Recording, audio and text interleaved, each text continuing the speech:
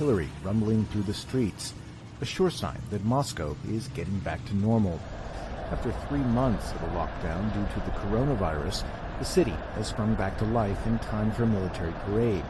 It's take two of the Kremlin celebrations to mark the 75th anniversary of the Soviet victory over Nazi Germany after the pandemic forced a delay last month. In advance of the event, cafes and restaurants around the city have reopened.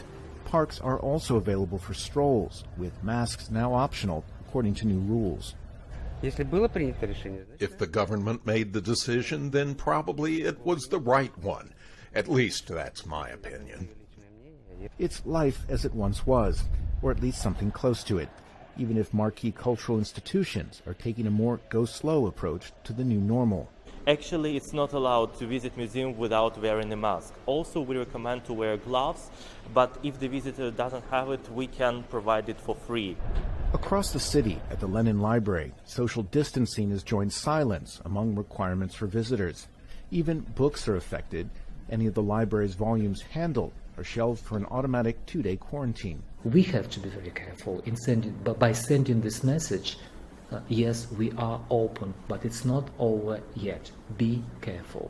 Throughout the city, there's a visible sense of relief, but also lingering doubts over whether Kremlin politics, rather than science, is driving the push to reopen.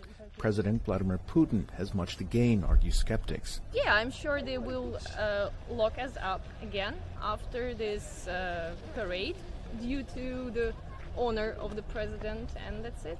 Even as it reopened, Russia's coronavirus infections continued to rise.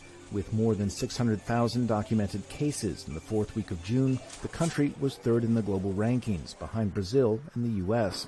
President Putin says the worst is over. The virus, he says, is another example of the country rising to a global challenge. But the Russian leader is eyeing one more delayed celebration ahead, a controversial constitutional referendum whose key provision provides Putin a path to staying in power well into the next decade. Charles Maynes for VOA News, Moscow.